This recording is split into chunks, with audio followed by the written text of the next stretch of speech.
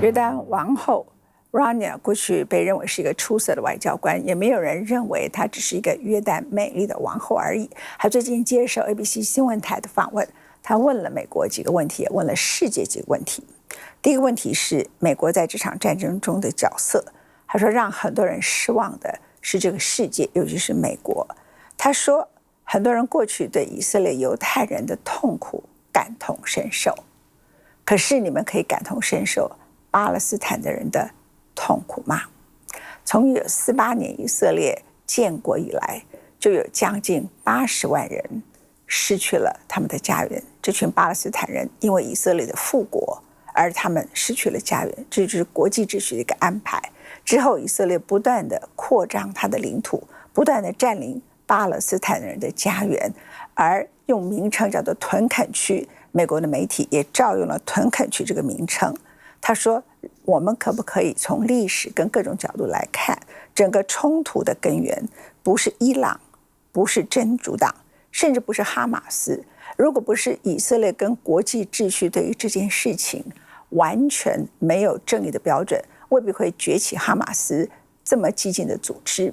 你也毁灭了或是杀死了所有哈马斯的领导者，会有更激进的组织起来。他同时问，为什么这个世界可以容许以色列对于巴勒斯坦人土地不断的占领，而且各种的歧视跟压迫？他说西方世界根本是双重标准。如果俄罗斯入侵乌克兰的行为引起了全球的公愤，为什么以色列过去长期，不只是这一次10月8号他用的理由是10月7号哈马斯发动了恐怖攻击。他说可是以色列对于巴勒斯坦的人土地的占领跟入侵已经持续了半个世纪以上，再加上之前他在哈马斯所占领的、所统治的加萨走廊已经进行了好几次无差别待遇的轰炸，才有了10月7号的恐怖攻击，现在又有了他的报复性的战争。那全世界的标准在什么地方？他说我们这个世界的和平必须依赖的是法律，而不是你的政治权力跟你美国这些政治人物的金主。他说如果规则只适用于对你有利的盟友的话，那不好意思，他必须要说这个世界不会有真正的秩序。We have to win this war.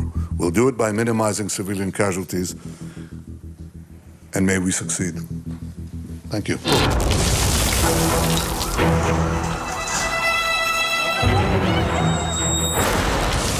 如果说4万人的死亡是以色列大发慈悲，尽量减少平民伤亡的结果，那要死多少人才叫多？You know, this war this is not a defensive war or a normal kind of war.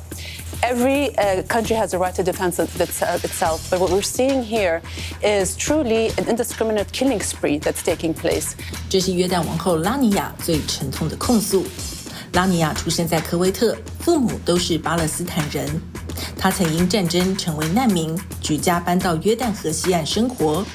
而他生活的约旦500万人口中，约有60%是在1948年和1967年中东战争中逃离或被赶出家园的巴勒斯坦人。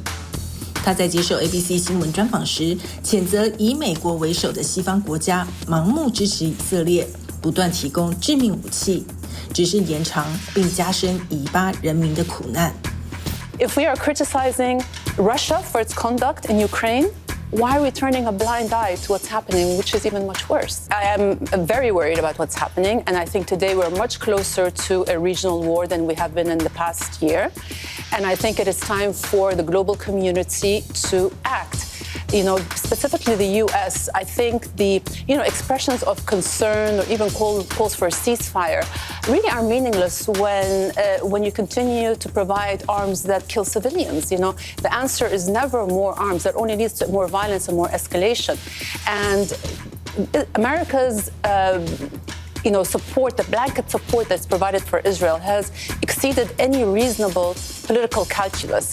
The U.S. has military, economic, and diplomatic leverage that it can use with Israel, and it should start exercising that, not just because it's the right thing to do, not just because you have to uphold international law, but because this is one of the highest rates of killing that we've seen in this century, and because the dangers of escalation are extremely high right now. And nobody, let me be very clear, nobody wins from such an escalation. I think the number one step now is to try to get an immediate ceasefire. And the reason that why we're not reaching that is because clearly the Prime Minister of Israel has been buying time. Every time the two sides are close to an agreement, he throws in a new set of conditions or last-minute obstacles. We need to stop the fighting immediately, and that will de-escalate the Lebanon front, every other front. And then the world community really needs to address the cause of this issue. And in the past, peace talks have failed because we've used the same equation. There were never any costs or consequences placed to disincentivize the occupation. So Israel just felt emboldened to build more settlements, to grab more land. There was never any effort to uphold international law. Hezbollah, from day one, as well as Iran, has made it clear that they do not want to cross this threshold. And we saw in Iran's response when their diplomats were assassinated in Syria, they responded, and then they said that this was going to be it. Hezbollah said the same thing, that they do not want an open war. However, I think Israel's calculations are slightly different. They seem to want to escalate, and using Iran as a pretext. I'm not a defender of Iran's policies or what their plans are in the region, but their October 7th was not caused because of Iran.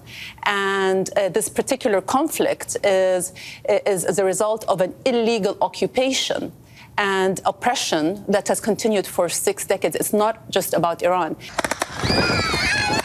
As I said, Israel seems to be scaling up rather than scaling down. And while the war was being conducted in Gaza, we've seen a ramp up of activities and violence in the West Bank, where Hamas are not in the West Bank. So, months of killing, raids, mass arrests, the violence by illegal armed settlers under the protection of the Israeli army have led to the highest level of violence in the West Bank in the last 20 years. Israel seems to be ramping up, and I think part of the reason is Bibi's Netanyahu's own political calculations because of his own situation. He's also probably overcompensating for what was a failure of October 7th, a security failure on his side, and therefore he's trying to appeal to the most extreme elements in his government. And frankly, he's doing it because he can get away with it.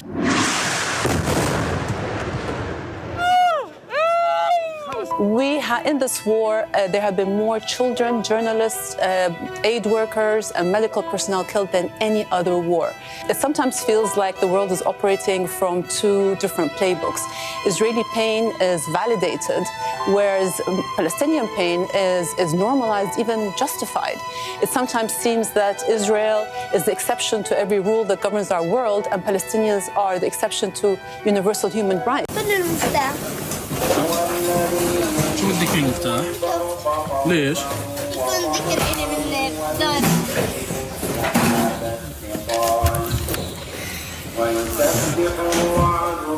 شكرا. And I'm just saying that security measures, more war, more weapons are not the answer. The international community needs to come and decide. They have a decision to make. Either we prove that the law stands above politics and power, or they have to admit that in the so-called rules-based world order, the rules only apply to the weak. And that's a decision for the international community to make.